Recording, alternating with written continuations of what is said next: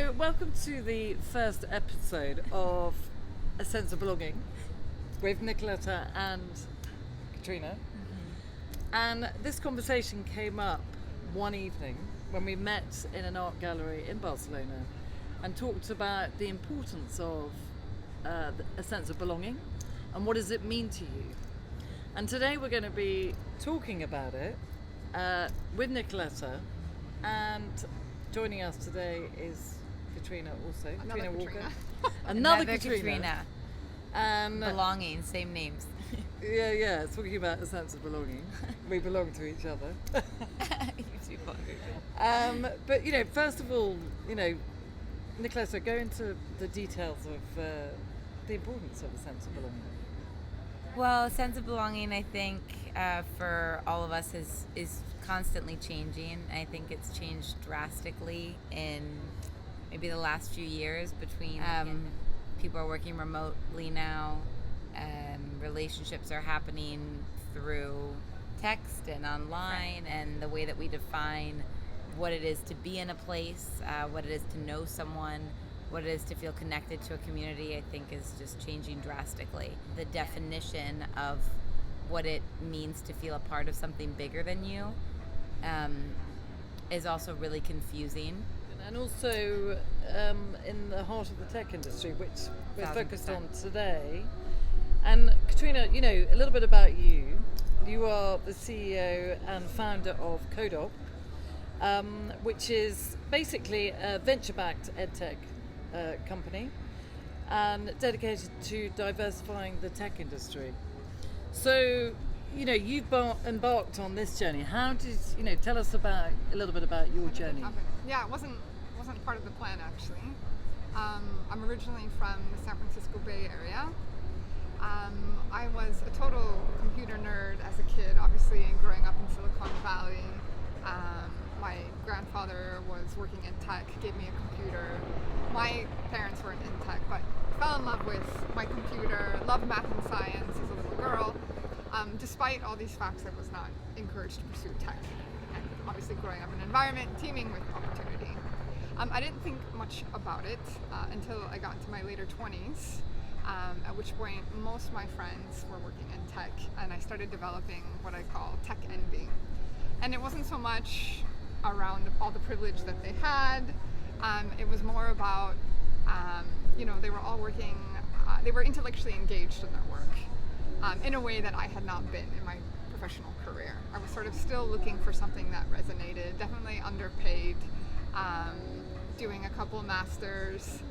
Finally, I sort of made the decision to pursue tech later in life. It's not an easy thing to do, to change industry and function in your early 30s. And so I came to Barcelona and I did a master's program in data science. And it completely transformed my life. Learning how to think like an engineer, the intellectual challenge. It was totally radical to what I had studied before, which was social science. And so then I started working in tech as a data scientist, and at that point I realized what it meant to be a woman in tech. And certainly I had heard about it, but it's one thing to hear about the gender disparity in tech, and it's another thing to experience it firsthand.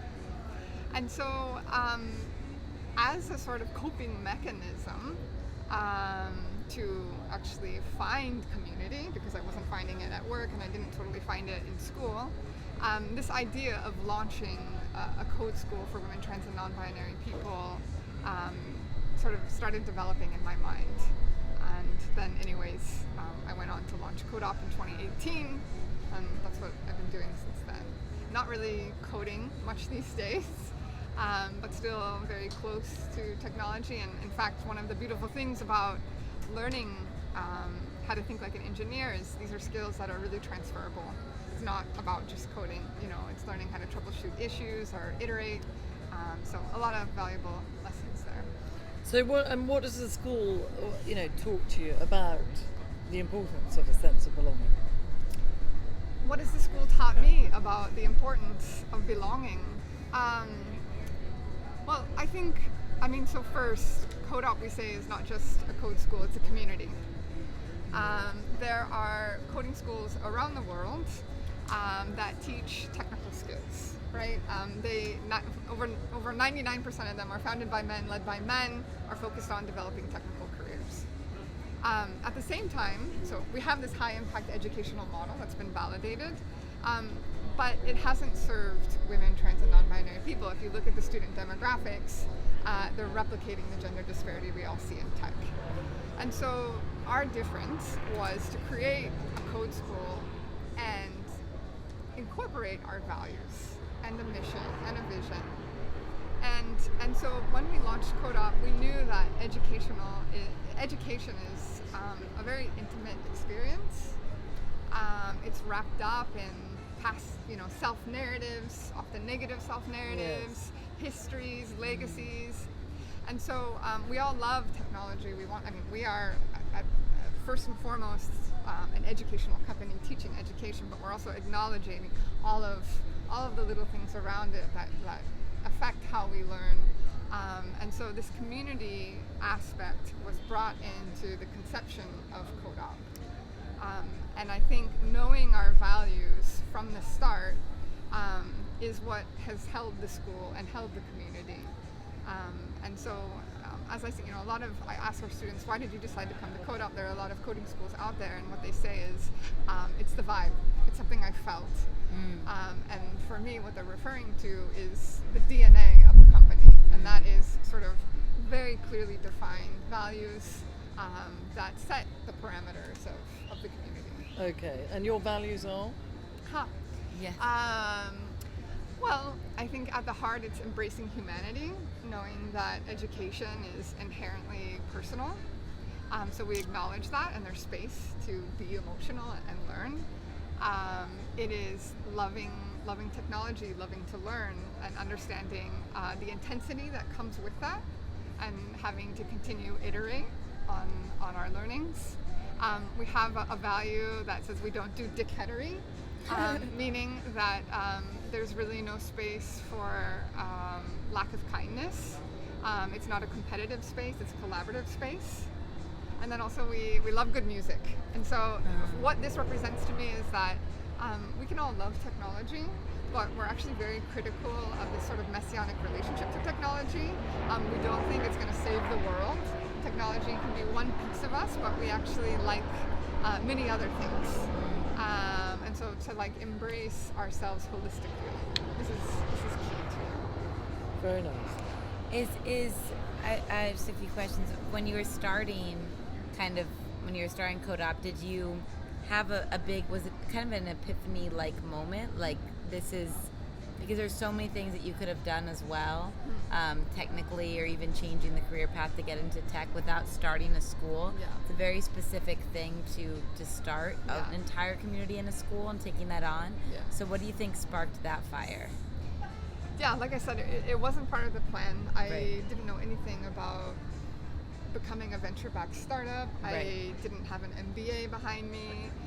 The catalyst was quite literally my personal experience, and realizing that, I was shocked to find that there weren't communities like what I was looking for. That there were no tech schools focused on women, trans, non-binary people, despite the gender disparity. And so I actually felt a very strong ethical imperative to create it, and I still feel that. Having a startup, the odds are against us. And every time, we're struggling or we have hoops to jump through, and I think about what it would mean to not exist, I have a hard time accepting that. This space needs to exist. Right. It totally does. And it's interesting because I wonder too, do you feel like that sense of belonging is maybe tied into that need? Like maybe seeing what the world needs right now and having a purpose in line with that? Because sometimes it feels like it would just be so easy, even within our fields, to kind of you're not resting, but even if it's just dedicating yourself to a passion of yours, but without kind of giving out to the world or starting something based on what the current needs are. Because what you're doing is creating something where there is a need. And so do you feel like that's always backing you? Yeah, well, so the way that I see belonging, sort of simply put, which is not